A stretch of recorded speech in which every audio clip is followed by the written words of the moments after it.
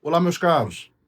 Meu nome é Pietro Fraga, eu sou internacionalista de formação e eu tive o privilégio de ser aluno do professor Paulo Vrobel e estou aqui no novo canal dele no YouTube, né, que é @professor Paulo Vrobel, para dar um pouco do meu toque, da minha contribuição, trazer perguntas pertinentes, inteligentes e estimular, né, a conversa. Começo com a minha primeira pergunta aqui. Professor, é o seguinte: muito se fala, muito se especula sobre uma possível disputa doméstica dentro do Partido Comunista da China, né? Essa disputa pode estar até ameaçando, enfraquecendo a liderança do presidente Xi Jinping. Ele tem andado ausente, né, das manchetes internacionais. Como é que o professor avalia isso? Qual é a sua análise?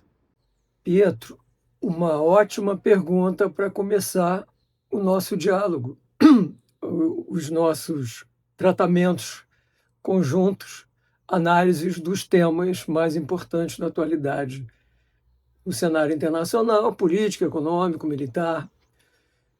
Eu diria o seguinte: a liderança do Partido Comunista Chinês, Xi Jinping, está agora completando, em 2027, na verdade, ele conclui o terceiro mandato de 5 anos de líder do Partido Comunista. E lembro a vocês, o Xi Jinping é presidente da República Popular da China porque ele é líder do Partido Comunista Chinês, não ao contrário. A principal função na República Popular da China é a liderança do Partido Comunista Chinês. Na verdade, a República Popular da China é uma extensão do Partido Comunista Chinês, criado em 1921 e que chegou ao poder em 1949, depois do fim da Segunda Guerra Mundial e de uma guerra civil de quase 4 anos, mais de 3 anos, contra o então Partido Nacionalista, Partido Kuomintang, que foi o partido que conduziu a China desde o início da República Chinesa, em 1912. Então, o que nós estamos passando agora? A liderança do Xi Jinping, que começou em 2012, ela foi eleita, segundo as regras de então do Partido Comunista, para ter 2 mandatos de 5 anos cada. Ou seja, ela teria se encerrado em 2021 para um outro líder começar em 2022. Os predecessores de Xi Jinping assim fizeram. 2 mandatos de 5 anos cada, para não criar. Esse era o objetivo após a morte de Mao Tse-tung e a subida ao poder de Deng Xiaoping no final da década de 1970, evitar o surgimento, digamos assim, de um novo Mao Tse-tung, o surgimento de um novo líder que controlasse completamente todos os aspectos da vida chinesa, como foi o caso da liderança de Mao Tse-tung e do Partido Comunista. Bom, isso foi subvertido pelo Xi Jinping. Teve que mudar a Constituição do Partido Comunista para permitir o terceiro mandato. Esse terceiro mandato, então, tem ainda mais ou menos 1 ano e meio para seguir. O que acontece é que começou a haver, dentro do Partido Comunista Chinês, a política na China, a competição política na China é sempre dentro do Partido Comunista, porque não existe nada na China, não estou brincando, nem a Associação de Futebol Chinesa escapa do controle absoluto e total do Partido Comunista Chinês. Então, o Partido Comunista Chinês tem as suas divisões, né? Tem as suas diferenças, né, entre a liderança. E é isso que está explícito agora, né? O Partido Comunista Chinês tem mais ou menos 3 facções, mais a facção militar. Fala assim, 4 facções do Partido Comunista Chinês. A facção dirigida pelo Xi Jinping é chamada facção maoísta. Por que facção maoísta? Porque Xi Jinping é completamente inspirado na liderança de Mao Tse-tung, no sentido de que ele centralizou todos os aspectos de decisão, todos os aspectos de controle da vida civil e militar da China sob seu comando. E é isso que tem sido posto em jogo, por assim dizer, né? Há setores do Partido Comunista, facções do Partido Comunista, que estão lutando contra a permanência de Xi Jinping no poder. Então, eu diria o seguinte: é uma longa história, super complexa, eu vou abordando isso aos poucos, porque é muita informação e é muita tentativa de desinformação, por assim dizer. Então, eu aproveito para chamar a atenção o seguinte: em todos, absolutamente todos os temas no mundo hoje, nacionais e internacionais, existe uma guerra de informação. Sempre existiu, né? Mas por que hoje é mais importante? Porque hoje a informação é absolutamente crucial, né? Pelas redes sociais, pela prevalência, agora cada vez mais, da inteligência artificial. Ou seja, nós vivemos hoje no mundo da informação. E a guerra é fundamentalmente uma guerra de informação. Então, o que vem da China, eu acompanho diariamente o noticiário oficial e os diversos dissidentes chineses que vivem em muitos lugares do mundo, nos Estados Unidos, na Europa, na Austrália, no Canadá. Esses dissidentes chineses, eles trazem informações que nós não temos. Claro, nem pela mídia oficial chinesa e nem pela falta de conhecimento do idioma chinês, né? Então, esses dissidentes chineses que têm contatos na China, claro, né, eles recebem informação em primeira mão e eles podem analisar a informação oficial, porque eles leem chinês, eles escutam chinês, né? Então, eu vou dizer que é a minha principal fonte de informação, além, claro, da informação oficial da China. Mas a informação oficial da China, como o nome diz, é a informação oficial da China. Você olha, está tudo bem, está acontecendo nada na China. Inclusive, a China está crescendo economicamente, 5% ao ano.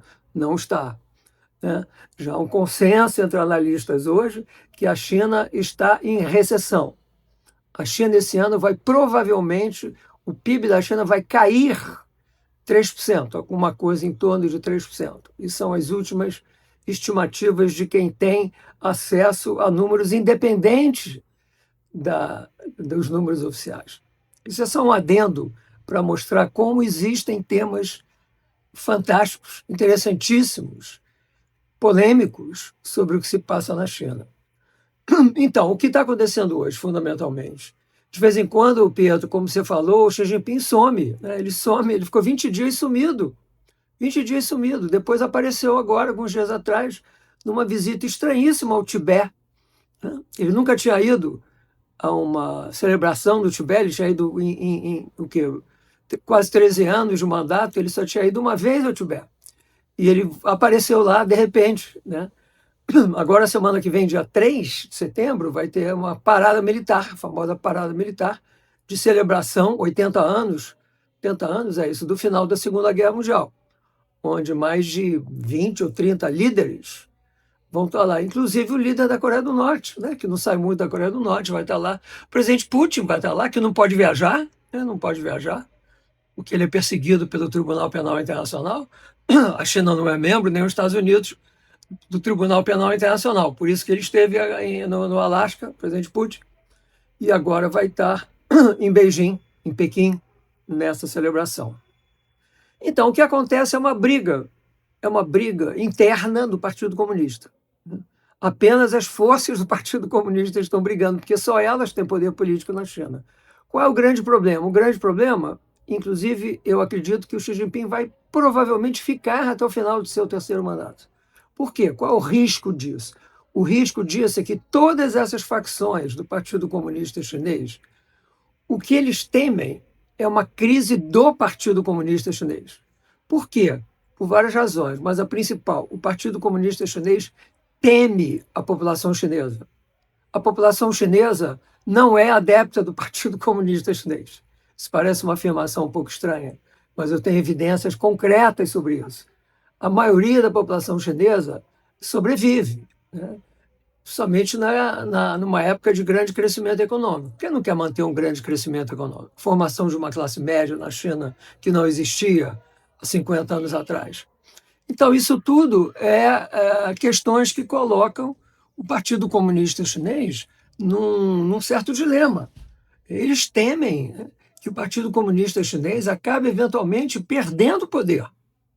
Perdendo poder, uma luta tão grande que pode levar, inclusive, há um enfraquecimento muito grande do sistema político chinês, já que o sistema político chinês, nos últimos 50 anos, depois da morte do Mao Tse-tung, se legitimou doméstica e internacionalmente pelo extraordinário crescimento econômico, que houve, certamente houve.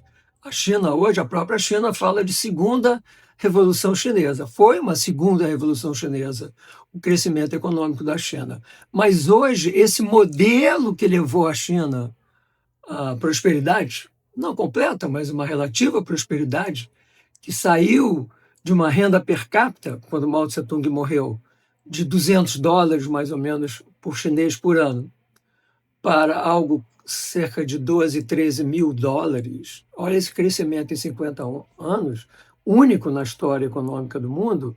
Este modelo que legitimou, né, a criação de uma vida melhor para grande parte da população chinesa, este modelo faliu. Esse modelo chinês faliu. Então, o Partido Comunista Chinês está obrigado a repensar e recriar um novo modelo chinês para o futuro. E este modelo não vai incluir Xi Jinping. Certamente não vai incluir Xi Jinping. Aliás, passou de 70 anos, né? 72 anos, e a tradição chinesa seria não deixar que nenhum líder chinês ultrapassasse os 70 anos, até falava-se em 68, 69 anos, para não criar uma gerontocracia, que foi o caso da falência da União Soviética. Então, esse é apenas o primeiro análise no YouTube de questões chinesas que eu pretendo gravar sistematicamente vários aspectos do envolvimento e da evolução da República Popular da China, até porque, um outro adendo, a presença econômica, financeira, política, social, cultural e militar da República Popular da China no Brasil é extensa. Então é importantíssimo que nós, brasileiros, entendamos o que está acontecendo na China, e certamente haverá repercussões aqui no nosso país. Então, lembro a todos, isto é o meu novo YouTube, @professor Paulo Vrobel. Peço, por favor, para vocês se inscreverem e também indicarem, né, sugerirem a seus amigos, conhecidos, para ver se a gente cresce, né, como todo youtuber faz, para ver se a gente cresce a nossa comunidade. Outra coisa também, comente. Eu gosto de receber crítica, eu gosto de receber observações com ideias e pensamentos diferentes. Então, fiquem totalmente à vontade de comentar, de criticar o que eu falo. Obrigado, até a próxima.